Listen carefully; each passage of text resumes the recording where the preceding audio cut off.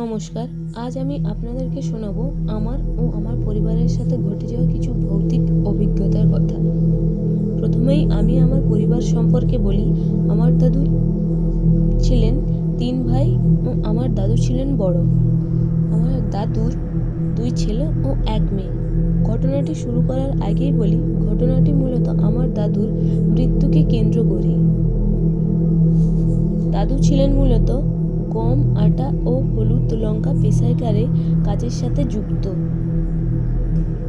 সেই সুবাদে তাদের বাড়িতে তিনি থাকতেন এবং তিনি প্রতি সপ্তাহে একবার করে বাড়ি আসতেন। হঠাৎ একদিন দাদুর কাজে সেখানে তার মালিক দাদুকে ছাড়াও অন্য আরেকজনকে কাজে রাখলেন। আস্তে আস্তে দাদুর জায়গাটা তিনি নিতে থাকলেন। তাই দাদু তখন অনেক ভেঙে পড়তে লাগলো ও অসুস্থও হতে লাগলো। তিনি তখন কাজ ছেড়ে বাড়ি চলে এলেন। ধীরে ধীরে তিনি অন্যরকম হতে লাগলেন, আরও অসুস্থ হতে লাগলেন। একটু খিটখিটে মেজাজে ঠাকুমাকে মারধর করতে শুরু করলেন।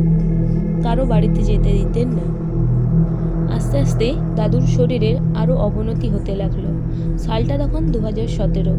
দাদু পুরোপুরি হাঁটার শক্তি হারিয়ে বিছানা শয্যা। ডাক্তার দেখানো হলেও তিনি আর সুস্থ হচ্ছিলেন না কোনো মতেই।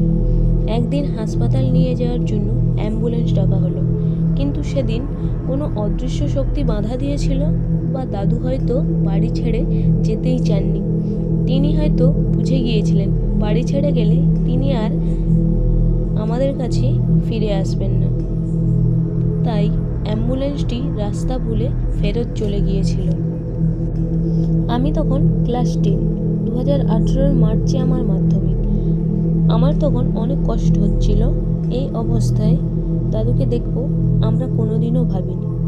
ঠাম্মা বলতো দাদু নাকি কোথাও গেলে বেশি দিন থাকতো না, আমাকে নিয়ে স্বপ্ন দেখতো।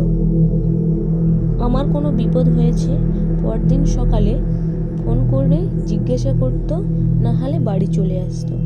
এর কারণ আমি নাকি তার পূর্বজন্মের কেউ ছিলাম, আবারও নাকি তার কাছে ফিরে এসেছি। 2017 24শে ডিসেম্বর। তখন তিনি একদমই বিছানা শয্যা, যেন মৃত্যুর এক পথযাত্রী। তখন দাদুকে বাড়িতেই চিকিৎসা করার জন্য ব্যবস্থা করা হলো, যেহেতু অ্যাম্বুলেন্সটি আর আসেনি এবং হসপিটালেও নিয়ে যাওয়া হয়নি। তার দেখাশোনার জন্য রাত্রে মা ও পিসিদের জেগে থাকতে হতো। ঠাম্মাকে যেতে দেওয়া হতো না।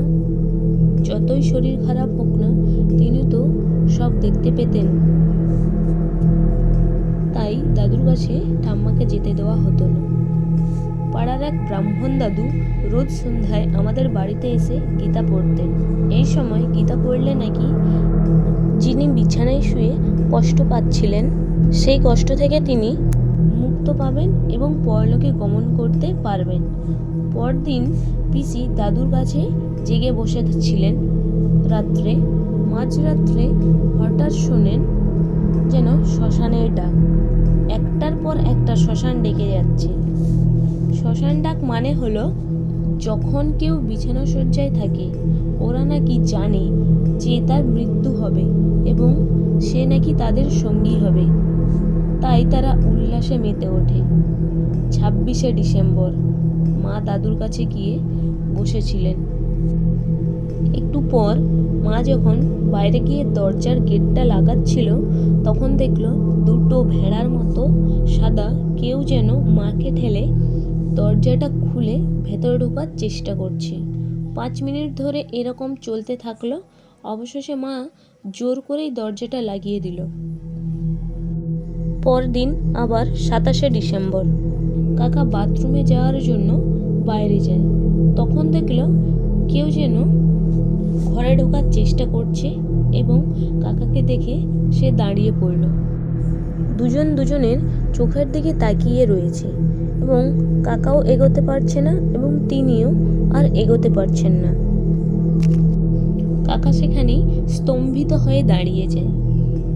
যখন আবার সজ্ঞানে আসেন, তখন তিনি ছুটে বাড়ির ভেতরে ঢুকে যান এবং আস্তে আস্তে সেই ছায়ামূর্তিটাও যেন অদৃশ্য হয়ে যায়।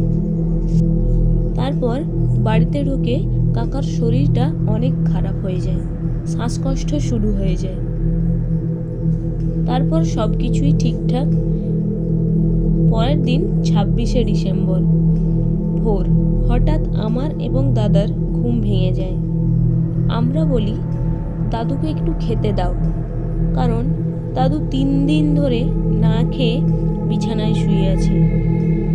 না খেলে তিনি শরীরের জোরটা পাবেন কোথায়, বা উঠে দাঁড়াবেন বাই কী করে? তারপর আমি দাদুর পায়ে হাত দিলাম, দেখলাম ঠান্ডা বরফের মতো। তারপর আমি তেল নিয়ে একটু মালিশ করতে থাকলাম, যাতে পাটা স্বাভাবিক অবস্থায় ফিরে আসে। সেই পা যেন মৃত মানুষের পায়ের মতো ঠান্ডা। বুকের কাছেই যেন প্রাণটা ধকধক করছে, শরীরের সব অংশই যেন বন্ধ হয়ে গেছে। শেষমেশ আমাদের এত চেষ্টা ব্যর্থ হয়ে গেল। দুপুরে খাওয়া দাওয়ার পর দাদাকে দাদুর কাছে বসতে বলা হলো। দাদা বসার কিছুক্ষণ পরেই দাদু দাদার দিকে তাকালেন। তারপরেই দাদু শেষ নিঃশ্বাসটি ত্যাগ করলেন। তখন 2:10, বৃহস্পতিবার, 28শে ডিসেম্বর। 4-5 দিন যে দাদুর নড়ার ক্ষমতা ছিল না, সেদিন দাদার দিকে তাকিয়ে কি বলল? তার কারণ দাদা তার বংশধর, সে এই সব কিছুর দায়িত্ব তার হাতে তুলে দিয়ে চলে গেলেন। অবশেষে দাদুর কাজ সম্পন্ন হলো। কিছুদিন পর হঠাৎ ঠাম্মাকে জিজ্ঞাসা করলাম, মা, পিসি ও কাকা যেগুলো দেখেছিল ওগুলো কি ছিল? তিনি বললেন, দাদুর পূর্বপুরুষ এসেছিলেন ভেড়ার রূপে দাদুকে দেখতে। মৃত্যুর সময় নাকি পূর্বপুরুষরা আসে তার প্রিয় মানুষের কাছে। কাকা যাকে দেখেছিলেন তিনি স্বয়ং ছিলেন যমরাজ। দাদুকে ওই দিন নিতে আসেন, কিন্তু কাকা হঠাৎ তার সামনে চলে আসায় তিনি আর নিয়ে যেতে পারেননি। তার ঠিক 5-6 মাস পর একদিন রাত্রে আমি আর আমার দিদি ঘুমিয়েছিলাম। হঠাৎ একটা শব্দে ঘুম ভেঙে যায়। উঠে দেখি মশারির বাসে কেউ যেন দাঁড়িয়ে আছে, জোরে জোরে নিঃশ্বাস নিচ্ছে, ঠিক দাদুর মতো। আমাদের শরীর দিয়ে ঘাম পুরো ঝরছে এবং শরীরটা পুরো ভিজে গেছে। আমাদের সাহস হলো না কাউকে ডাকার। মনে হচ্ছিল আজই আমাদের শেষ দিন। পরদিন সকালে উঠে যখন সবাইকে বললাম, সবাই একটু বকাবকি করলো, বলল, ডাকলি না কেন, এরকম আর কখনো করবি না। তখন তারা বলল যে দাদু আমাদের দেখতে এসেছিল হয়তো। আমরা আজও অনুভব করতে পারি দাদু আমাদের মধ্যেই আছেন। ঠাম্মা যতদিন না পরলোক গমন করছেন, দাদু আমাদের সাথেই থাকবেন। যখন ঠাম্মা পরলোকে গমন করবেন, তখন দাদু তার জীবন সঙ্গীকে নিয়ে আমাদের ছেড়ে চলে যাবেন।